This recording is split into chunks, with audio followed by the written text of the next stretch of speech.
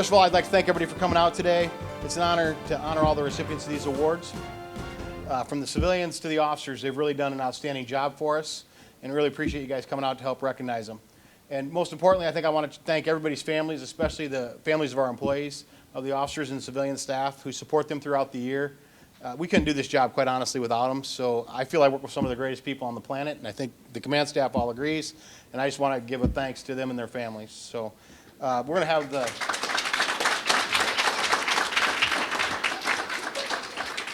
Mayor Hart come up and say a few words real quick, and then we'll let Chief Fitzgerald speak, and then we'll get on the road.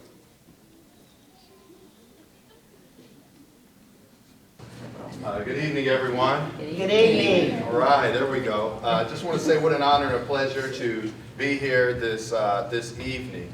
Oftentimes our police are put in a position where everything has to be solved by them. They have to figure out the cases, get information, and do all of those things to try to figure out how to solve crimes. But what's really special and what's not talked about oftentimes are the community members that have come alongside, that gave a little bit of information, the community members that have stepped up in tough situations to help another community member. And so today is that opportunity for us to be able to acknowledge and honor the efforts of the men and women in the police department, but of the citizens of our great city and the collaboration that it takes for us to have a safe community. So I want to thank Chief Fitzgerald, Major Leibold, our entire policing staff, and I want to thank all of you for being here today. And I look so forward to seeing the honors taking place this evening. Thank you so much.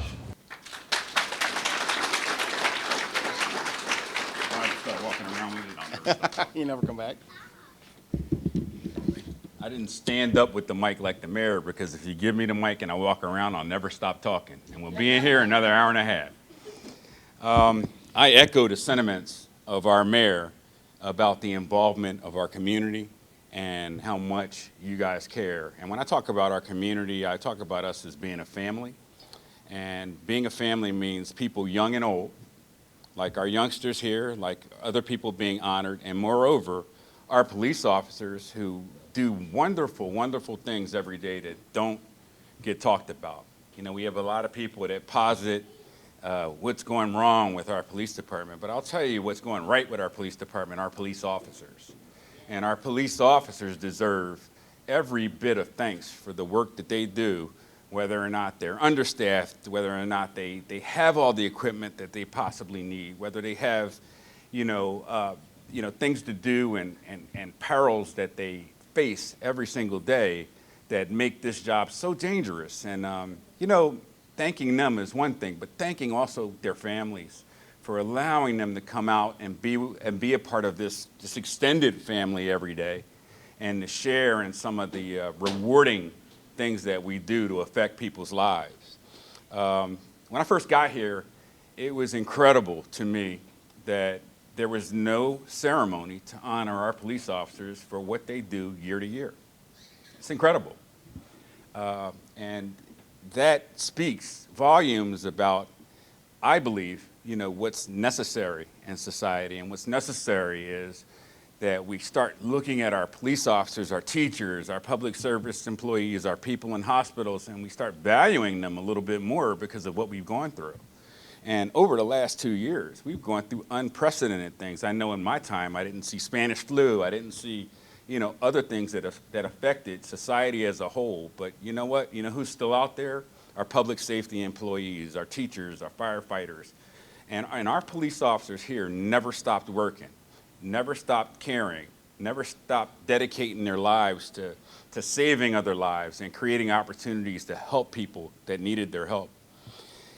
So right now, it's just our opportunity as a department, as a command staff, to provide the type of positive recognition that's necessary for our folks to keep doing their jobs day in and day out to the high level that you've come to grow to expect within the city of Waterloo. Many of these people, many of these men and women of our department have distinguished themselves. A lot of people aren't here today that have done fantastic things. There are police officers every day in every car that do wonderful things. So These are just a small fraction of the very, very positive stories of how our officers impact people's lives daily. So realize and recognize that. And when you see a police officer out there, you know, knock on his car window, wave to him, say hello. That's such positive reinforcement, especially in this day and age when our police officers in particular are being used as yo-yos, right? And we've seen it, we understand it. The objective here is to make our police officers feel as if, heck, it's to let our police officers know how much we as a community, as a family, care about them as family members. So please, if there's anything you walk away from, and especially our kids that are here, your police officers out here are here to serve you. They're your friends and they're your guardians. And when your parents aren't around, your police officers are around to help you. And that's all we're here for, is to help and be of service to each one of you guys. And I don't have to tell the parents that, but I can tell the young people here that there's other faces you can trust out in the community. And everybody wearing this uniform are people that everyone in this community can trust to do the right thing, even when nobody's looking. So without further ado, doing the right thing leads to us talking about those right things that people have done. And we're going to allow Major Leibold to start reading some of the stories about the men and women in this department that you haven't heard over the year. So Major Leibold, and thank you for your attention.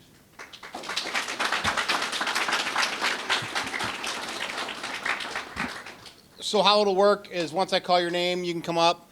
The chief will hand you a certificate. If somebody wants to come up and take pictures, feel free. We do have a lab officer in the audience that's going to clip a few pictures as well, and we can email them to you if you want. Just get a hold of somebody at the station and we can get them to you. But we're going to start out, and I'd say we're going oldest to youngest, but that would probably insult somebody, so I won't say that. We're going to start out with Damari Nesby and Amari Seabury.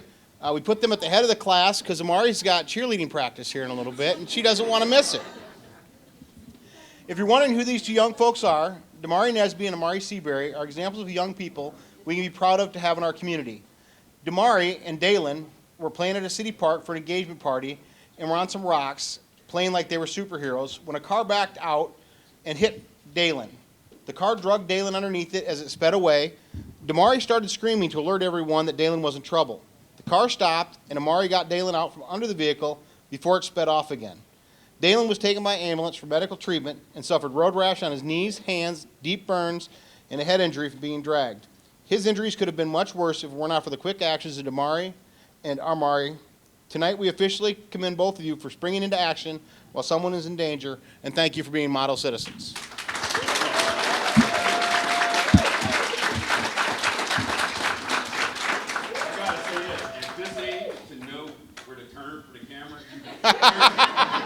Really well. They were taking selfies. Thank you. Thank you. Thank you so much.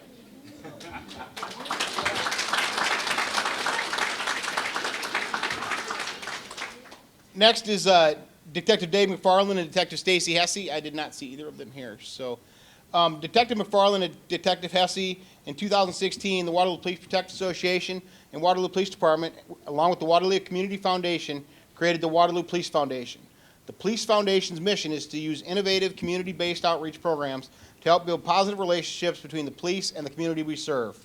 They support several events, including Cops and Kids, Cops Back to School, Cops Christmas Shopping, a bike safety fair, COVID-19 care bags, and countless other things throughout the year that they put together. It's amazing what they actually accomplish. One of the programs that they're most proud of is the Cops and Kids Shopping event. This year will be the 8th year we've done that event. Kids are paired with an officer, shop for Christmas gifts for them and their families. This helps the community by enabling Waterloo police officers and kids time to interact and get to know each other while doing something positive. Having participated in that event, I think most of the officers would say it's really a great time. For our 2 award recipients, Detective Mcfarlane and Hesse have been instrumental in this outreach, and the Foundation's involvement allows officers the time to interact with citizens in a non-enforcement manner. This commendation reflects their hard work, their investment to make the police department better and more community outreach. Thank you.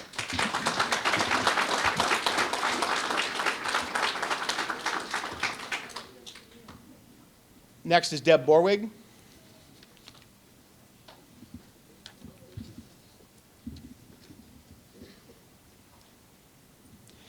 In April of 2021, officers were sent to an apartment complex on a report of shots fired inside. When they arrived, they determined that there was an armed subject in the second-floor apartment who was actively discharging a rifle and a handgun within the apartment and out the windows toward a public courtyard. Officers secured the area and worked with the apartment manager, Deb, to evacuate the building. These actions were done during a time that the male subject was still an active threat. As you can imagine, Deb was instrumental in assisting officers with locating and relocating residents from adjacent apartments, other floors, and other buildings. Deb was able to provide actionable intelligence that aided in a safe resolution for the officers and other residents. As a result, we thank and commend Deb for her actions on that day.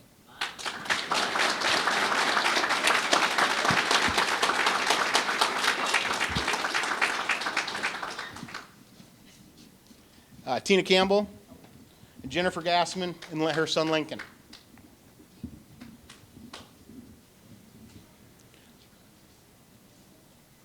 There's not much that makes cops emotional, but this story is one of them. At approximately 5:30 a.m. on a cold April morning, Tina was on her way to work as a home health care provider. While driving, she saw a male at 18th and Commercial who captured her attention because he was moving very slowly and cars were honking at him. She immediately recognized that something was wrong with him and got out to assist. She helped him off the street and onto the sidewalk, where she noticed that he was confused and not wearing any shoes. Her training went into overdrive because she recognized the male as someone having special needs who was nonverbal. Tina remained with the male, kept him warm, putting him in her car, and never stopped trying to communicate with him. He was obviously cold, wearing no shoes, and had torn socks. She called into the police department and an officer was sent out to meet with her on the street. Tina had built a rapport with the young man and remained with him until his mother could be located and came out to pick him up. We later discovered that the young man had walked away from an area group home and had yet to be reported. Tina's selfless actions demonstrated the caring attitude of the citizens of Waterloo, and we hereby commend her for her actions.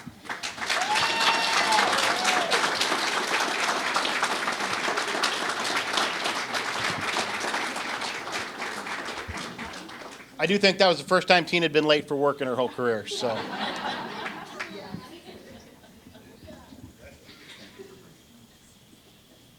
Next up is Captain Dave Malis, Lieutenant Aaron McCullen, and IT Director Wendy Danowski. It's not always just cops at the police department that help us out. We do have several civilian staff that will be recognized tonight, and they're just as valuable to us. They really help us out with a lot of things. So, the Waterloo Police Department was one of the first agencies in Iowa to be issued body-worn cameras and tasers. We're at the forefront of this technology, but over the years, both our body-worn camera and taser technology became outdated, and the existing technology has improved. Our video and audio equipment in the police cars and one of our officers aged and was serious need of replacement. Captain Dave Malis, Lieutenant Aaron McClelland, and IT Director Wendy Danowski played an immense role in the research, comparative analysis, and vetting of multiple companies in the quest to upgrade this critical equipment. Selecting the equipment and the vendor was only a part of their effort. They spent countless hours over the year towards project management, program training, and implementation. They did everything during pandemic, so they're on a lot of Zoom calls, and we all know how much fun they are. This team navigated through all the natural pitfalls associated with implementation of this new technology, including outfitting the officers with over 200 patrol fleet body-worn cameras, a new taser system platform, and an entirely new cloud-based digital storage system. This rollout of a $4 million project would not have been successful or executed in such a short timeline if it were not for the extensive work dedicated and exhibited by Captain Malis, Lieutenant McClelland, and Director Danowski. These efforts increased public safety, improved efficiency of the organization, and we commend them for their efforts.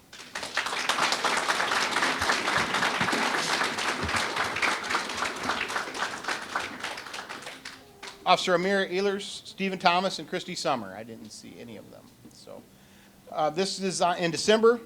There were 2 wanted subjects out of Ohio that were potentially in Waterloo. Officer Thomas had heard the description and recognized the description as someone he had dealt with earlier who he felt used a fake name. Officer Ehlers and Thomas worked together to determine where the subjects were likely hiding and begin to conduct surveillance on the location. Based upon the information disseminated to other officers, Officer Ehlers and Christy Summer were able to stop and arrest one subject who was wanted for kidnapping during the traffic stop. Officer Thomas and members of our VCAT unit went into action, securing the residence where they were hiding after determining other subjects were inside. Because of the risk involved with the subjects, the tactical unit responded and assisted with the search. During the search of the residence, a 3rd subject who was wanted for escape out of Ohio was also located. Please help us acknowledge the work of these officers and thank them for their vigilance and professionalism.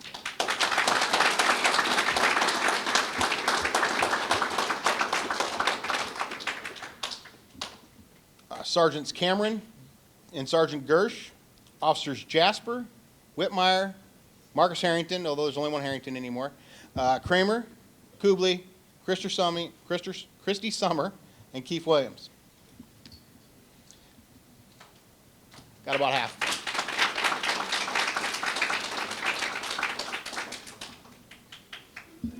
These officers responded to a report of a violent assault in progress and were told that the assailant left the location where the assault had occurred with an armed firearm.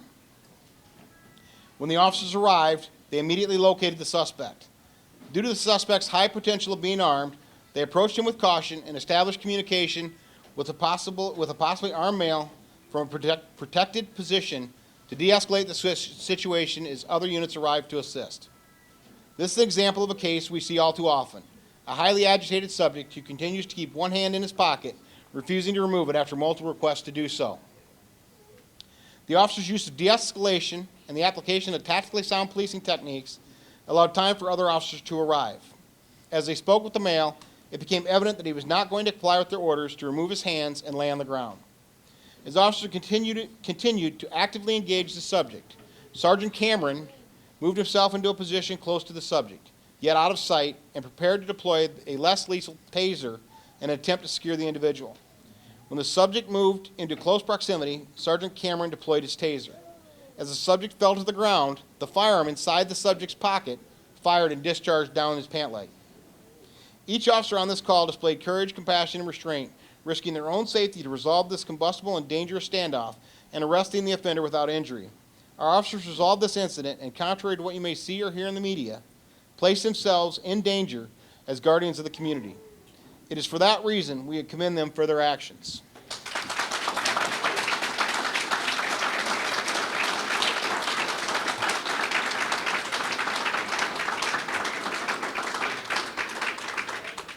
An important note on that case was as soon as they had him secured, the officers immediately started to try to treat him for what they thought was a gunshot wound, and they found out he was uninjured because the subject thought he shot himself as well. So they immediately went into medical treatment and tried to get him treatment if he needed it. Next is Officer Herkleman, Murslock, and Officer Drew Hayride. I know Officer Murslock couldn't be here today, but as you've heard in previous stories today, it is no secret that police officers deal with people in mental health crises on a regular basis. This is why over the past year, we have added on-duty professionally trained crisis intervention specialists and have trained all our sworn in basic crisis intervention and over 40 officers in extended emergency crisis response. They use training daily, and the officers being honored in this case are one of many encounters where officers and crisis intervention specialists were able to de-escalate a subject in crisis without using physical force. On this call, the officer responded to a call involving a person with a history of resisted behavior, including instances of assaulting officers and carrying weapons. When they arrived, they observed he was visibly agitated, verbally abusive to everyone in the area. It was clear to the responders the male wanted a fight, and there were going to be an ongoing threat, and he would not go peacefully. This call had all the signs that a potential of physical confrontation could happen, risking injury to the subject and officers. As a result, our officers worked with Waterloo Fire Rescue and invested considerable time and effort in de-escalating the subject, eventually calming him down. The officers showed empathy, compassion, patience, and caring. They are commended for keeping the male engaged in exploring various resolutions to the situation while providing the public safety of all involved. We can all agree their actions demonstrated their training, experience, and high level of professionalism. We thank them for their actions.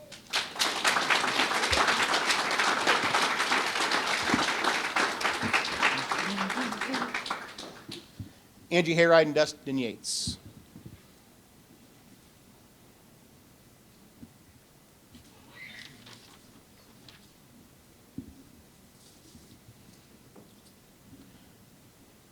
Angie Hayride, one of our records clerks, and Officer Yates. Prior to Christmas 2020, records clerk Angie Jennings, / Hayride, I guess, I typed wrong, saw a story of a young man who was dealing with an illness who loved police memorabilia. All he wanted for Christmas was for Santa's elves to get him a police patch, challenge coins, and other items associated with law enforcement. Clerk Hayride and Officer Yates took it upon themselves to solicit donations from officers to make his wish a reality. They packaged and shipped the items at no cost to the city. It is important for us to honor an act of kindness because little things oftentimes get lost in the day-to-day operations. The two award recipients provided this young man and his family some of the needed joy during the holidays while exemplifying the caring attitude of our employees. Please help congratulate these two officers.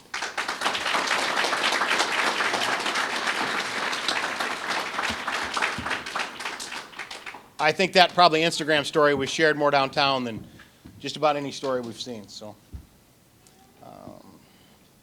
Detective Lippert, Bryce Lippert.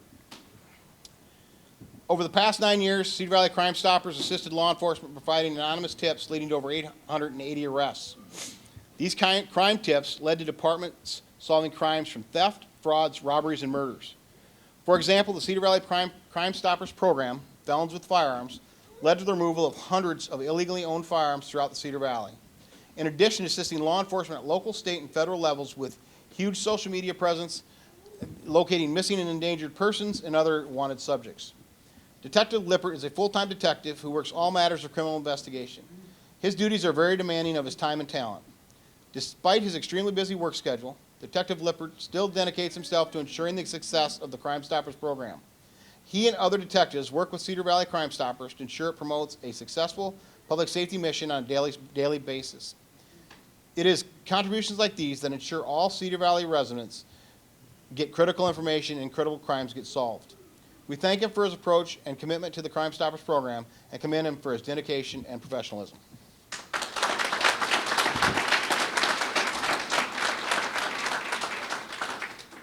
Officer Mark Jasper.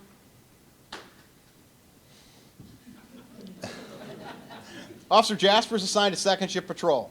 As being assigned to second shift patrol, our busiest shift, isn't enough, Officer Jasper spent what only could be described as countless hours developing a scheduling program that helps our supervisors create our daily schedules in a much more efficient fashion. His success in this area evolved into members of the department empowering Officer Jasper to explore alternative schedules from 8, 10, and 12-hour shifts and different days scheduling to help with recruiting and retention.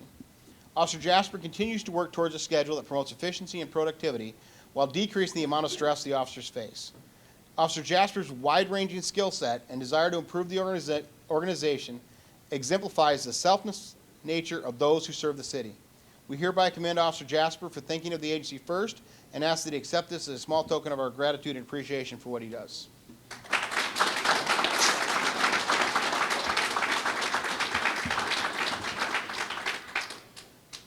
Burke Meehee and Blake Wildrop. They told me they weren't big on recognition, but they're going to get it anyway. Burke and Blake are owners of a business in Waterloo called American Pattern and Zanotti Safe. They learned of a high-risk incident Waterloo patrol officers were involved with, the one involving Deb Borwig, resulting in an activation of our tactical unit. After learning of this incident, they asked if there was any way they could help. They spoke with members of the tactical unit and decided to update the tactical unit's ballistic plates, sponsoring them with a total of 28 sets of plates. Their contribution provided improved ballistic protection to over 20 tactical operators and 8 tactical medics. Their donation of the plates to the tactical unit allowed us to take the tactical unit equipment and outfit 27 of our patrol cars with ballistic plates and carriers, offering our patrol officers a higher level of ballistic protection during high-risk incidents.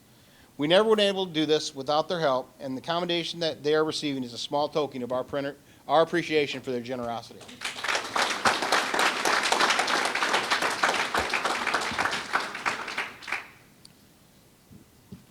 Okay, this is a long one. Officer Nick Weber, Tom Schuster, Justin Brandt, Mayo Suljic, Kent Schaff, Charles C.J. Nichols, Amara Ehlers, Pat Bush, Kyle Law, and Kyle Janikowski. I know there's a few of them here. This was another pretty high-risk call that these officers resolved without incident. Officers were dispatched to a home invasion call, reporting that an armed masked subject were inside the property and holding the reporting party's mother against her will. As officers arrived on scene, they observed damage to the residence consistent with someone breaking into the house. They engaged and tactically sound response surrounded the location. The victim being held in the home fled from inside the house and was informed by officers that 2 armed assailants were still inside. The victim told the officers the suspects intended to kill her grandson, and that they were still being held inside the home. Officers were able to see the armed subjects inside the house and began trying to communicate with them. Officer Brandt was able to successfully talk the suspects into a peaceful resolution. Incidentally, the officers discovered through additional victims found inside the house that the suspects intended to try to run and shoot at the police in an attempt to get away. We can all agree the quick response of these officers, their tactics, and communication skills enabled them to resolve this armed hostage situation safely and without injury to any of the parties. We're honored to commend them for their actions.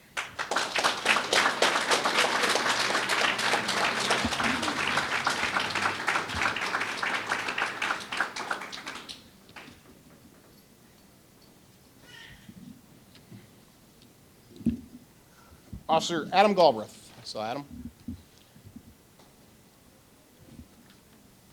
Just as a side note, Officer Galbraith is our current Officer of the Year, so it's obviously kept on working.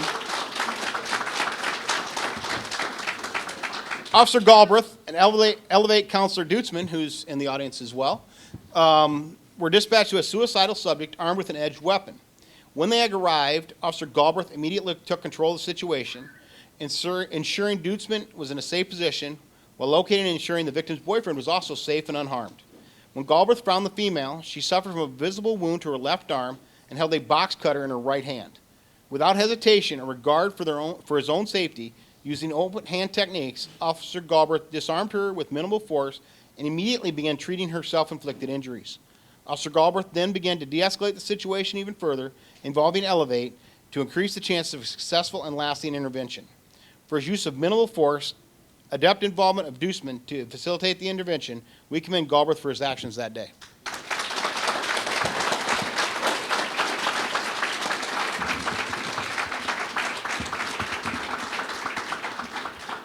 That's a nice segue into our Elevate unit citations. So I saw Trish here.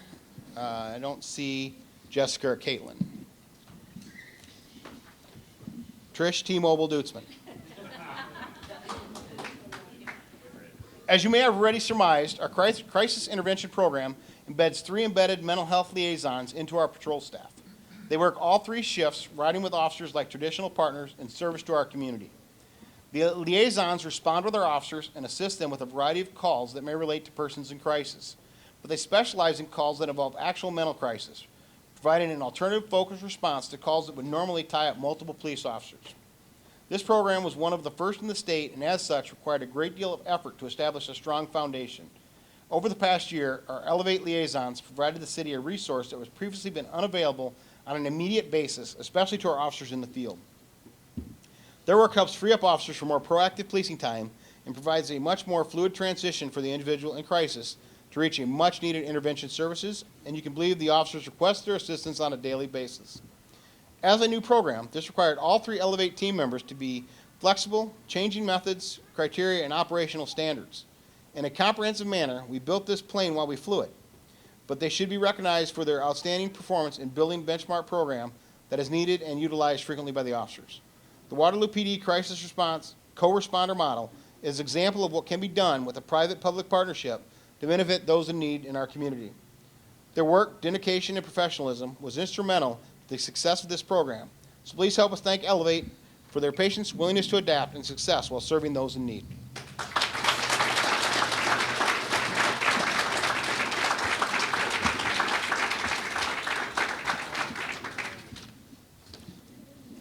The Waterloo Police Department Crime Lab, it's Jeremy Kopp, Jeremy Pohl, Aaron Hegman, and Sergeant Carrie Devine. I don't think Carrie told them they were getting an award when they came here to take pictures. The Waterloo police officers respond to over 45,000 calls per year, resulting in over 8,000 cases and 2,400 arrests. Oftentimes, these calls require the response of the police crime lab to collect and preserve evidence. On any given day, they can take photographs of injuries to victims, process a major accident, or crime scene ranging from burglaries to homicides. As one might imagine, their job is not simple or quick as television makes it seem. Their duties require tremendous attention to detail, extreme report writing skills, and at times, a very strong stomach. From photographs to electronic forensics, our crime lab provides the best courtroom-ready evidence and testimony in Blackhawk County. Over the past year, they have been short-staffed, moved into a new office, and have had all the work they could possibly handle. Please help me acknowledge our crime scene investigators for their can-do attitude and the way they work on a daily basis.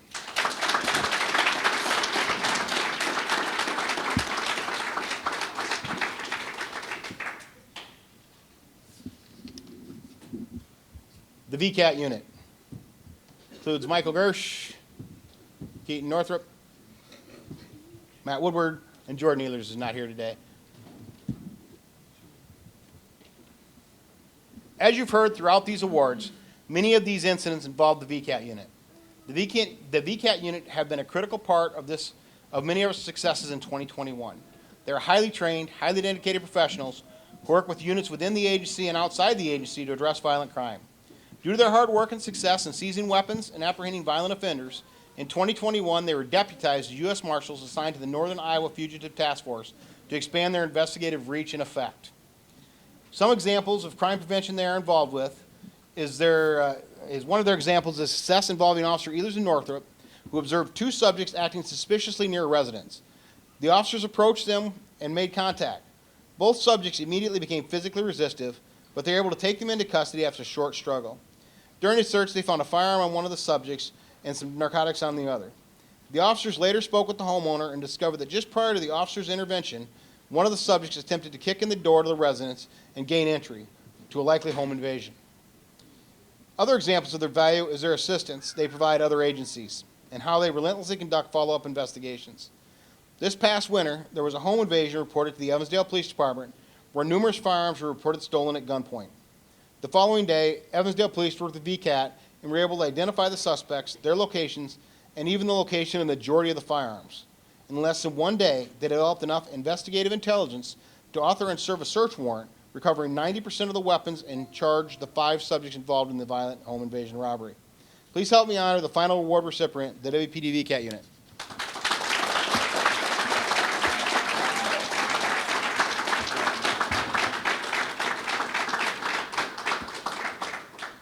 And I'll give it to the chief for some closing remarks.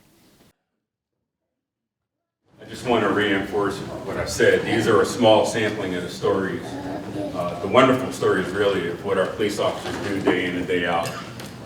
We appreciate from the bottoms of our hearts the effort that each police officer puts forth every single day. It's been a stressful year, a stressful time with COVID and changes that have gone on not only in society and the way police officers are being viewed, but just in general. The officers have been really reticent. They've been, and done, I should say, yeoman's jobs at making sure that this is a safe community. They can't do it without you. They can't do it without family and friends that support them in their jobs, that sometimes they miss holidays. Sometimes they can't come to family events or come to school events for their kids. But know that when they're not there, they're doing something that matters in the lives of so many others, the 69,000 people we have in the city. We see people not always at their best, but our officers have to come in and wipe the slate clean every time they meet someone different, in every call they come to. And it's a hard thing to do.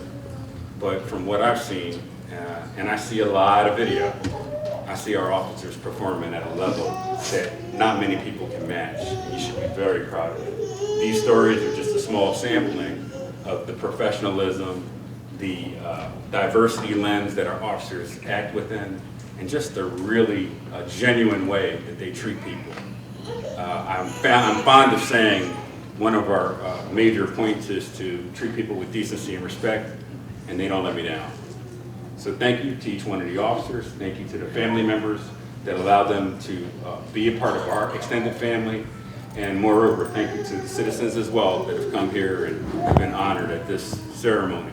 We'll have another one next year, and I'm hoping to have double the amount of people here to honor and to really acknowledge for their actions and their work within the city. Thank you all.